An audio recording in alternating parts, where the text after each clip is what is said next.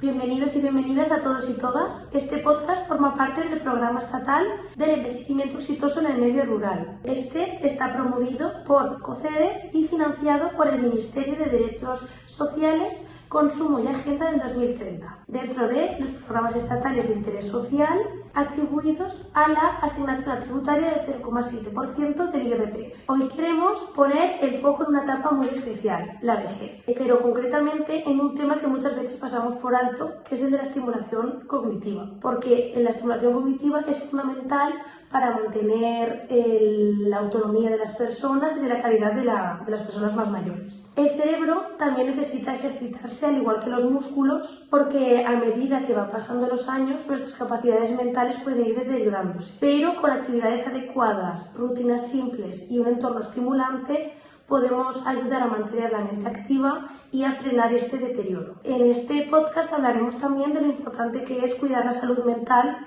en la tercera edad, los beneficios que aporta trabajar esta estimulación cognitiva y las herramientas o los ejercicios que son los que diferencian en el día a día. Hoy nos acompaña una invitada muy especial. Estefanía es psicóloga, experta en este ámbito. Con ella vamos a conversar sobre los beneficios que tiene esta, cómo se adaptan a las necesidades de cada uno y por qué la tecnología puede ser también una aliada en esta etapa de la vida. Para empezar, ¿podrías explicarnos qué es la estimulación cognitiva y por qué es tan importante en las personas mayores? Sí, pues la estimulación cognitiva consiste en realizar una serie de actividades o ejercicios diseñados para mantener las capacidades cognitivas, como pueden ser, por ejemplo, la memoria, la atención, la concentración, el cálculo, razonamiento, orientación, en fin, etcétera, ¿no?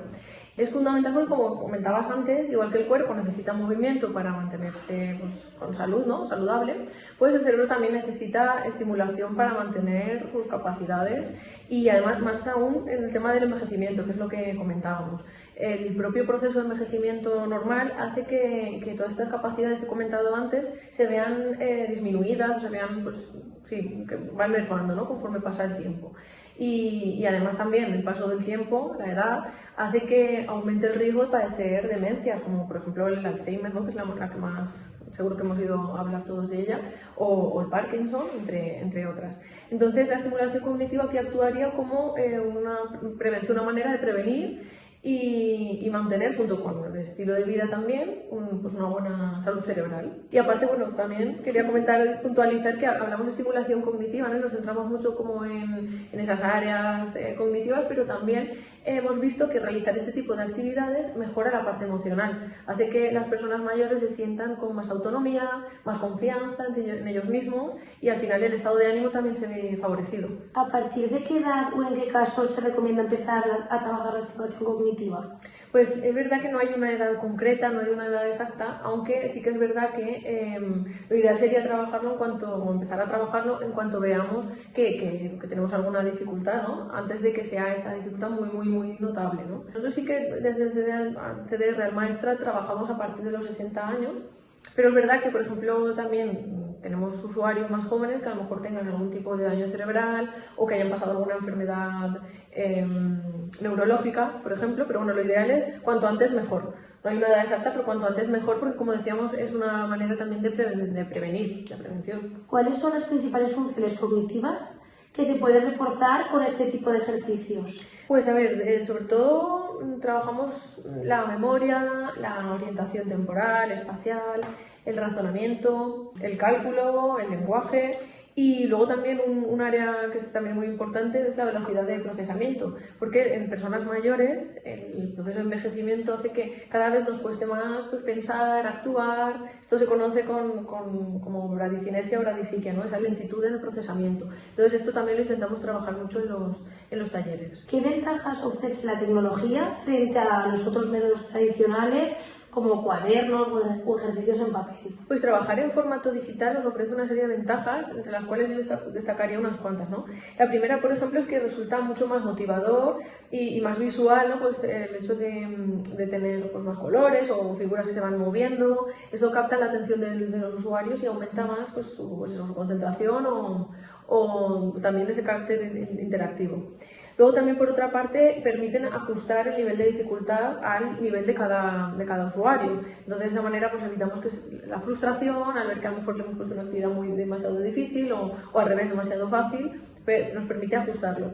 Y luego también contribuye a disminuir la brecha digital, porque nos ayuda a acercar la tecnología a aquellas personas pues, que no han crecido con ella, ¿no? Que es algo nuevo. Y todo esto hace que pues, estas personas también se sientan como más, con un sentimiento más de confianza, de modernidad, más pues, de estar al día, ¿no? Que muchas veces pues, nos olvidamos, ¿no? Con este mundo digital de estas personas mayores que a lo mejor no están tan familiarizadas con estas tecnologías. ¿Cómo reaccionan las personas mayores cuando se enfrentan por primera vez al uso de las tablets?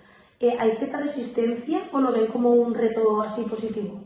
Pues al principio sí que es verdad que genera cierto miedo o inseguridad. Siempre les cuesta, sobre todo porque también nos encontramos con muchos usuarios que todavía no tienen ni siquiera móviles de última generación, ¿no? Tienen móviles de estos con la tapita, por ejemplo. Entonces sí que es verdad que al principio puede generar un poco de miedo o inseguridad. Pero enseguida, como decía, como vamos adaptando al nivel de cada usuario, empezamos por actividades más sencillas, esto enseguida les genera motivación, porque ven que son capaces de manejar la tablet por sí solos, pues son capaces de pasar los niveles, de hacer la actividad, y entonces esto al final pues les genera sentimiento de confianza, ¿no? Y de competencia. Y al final luego siempre nos suelen comentar que las clases se les hacen cortas, entonces esto es señal de que están disfrutando y de que al final es positivo. ¿Y qué tipo de ejercicios se realizan en estos talleres con las tablets? Pues intentamos trabajar todas las áreas, ¿no? Y por ejemplo, existe una gran cantidad de ejercicios, como por ejemplo de memoria, que es asociar caras con nombres o memorizar los ingredientes para hacer una receta, por ejemplo.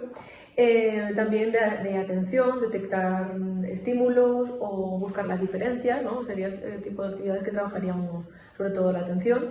El cálculo también, el lenguaje, pues asociar palabras o las típicas sopas de letras, pero en formato digital.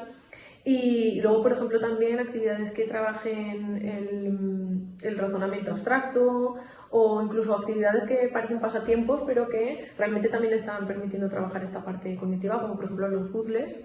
El puzzle además al hacerlo en la tablet también tiene una ventaja, que es que trabajamos, o sea, una ventaja frente al puzzle tradicional, que es que la solución, la imagen no la tenemos presente todo el rato, podemos consultarla cuando queramos, pero no la tenemos todo el rato delante. Entonces también trabajaríamos la memoria. ¿Y las actividades que hacéis en la tablet se adaptan al nivel o al diagnóstico de cada persona? Sí, esto sí que es verdad que lo tenemos muy en cuenta y lo que hacemos es realizar una primera valoración cognitiva y emocional también, porque hemos visto que esa parte también le damos mucha importancia, al inicio de la actividad. Y luego repetimos esta valoración al cabo del año, por ejemplo, o de los 6 meses, y con esto también vemos un poco las áreas en las que las personas tienen más dificultad, en las que cada persona tiene más dificultad, y eso lo tenemos en cuenta a la hora de proponerle las actividades o ajustar el nivel de dificultad. Y con esto la persona pues trabaja a su ritmo, evitamos también que se frustre y de esa manera pues logramos un entrenamiento más personalizado. ¿Cómo se mide el progreso o los beneficios que obtienen los participantes a lo largo del tiempo? Pues aquí me he adelantado un poco, ¿no? Contando Sí. antes lo de la valoración, que sí que hacemos una valoración cognitiva y emocional y la repetimos cada año para ver un poco si ha habido pues esa mejoría o un mantenimiento, que ya simplemente con que la persona mantenga sus capacidades ya sería un logro, ¿no? Muchas veces pues eso, nos proponemos que tiene que haber mejorías y en muchos casos simplemente con que haya un mantenimiento ya sería muy importante.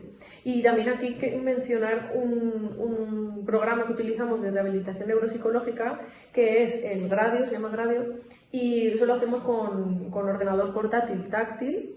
Y eso sí que es individual, lo hacemos individualmente, sobre todo en los servicios de autonomía, los servicios de promoción de la autonomía personal y de diferentes pueblos que trabajamos, y también con algunas personas participantes de nuestros talleres de estimulación cognitiva que hayamos detectado a lo mejor pues alguna dificultad, algún déficit cognitivo, o bien en las valoraciones o bien durante el transcurso de los talleres, o que sepamos que ya tienen a lo mejor algún diagnóstico de demencia, por ejemplo Alzheimer.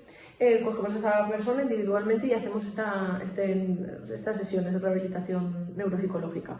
Entonces, esto también nos permite tener después de cada sesión como una puntuación total del desempeño de su usuario cada día. Es una puntuación total y luego por áreas. Entonces, pues tenemos, por ejemplo, un 90% en memoria o un 80% en razonamiento.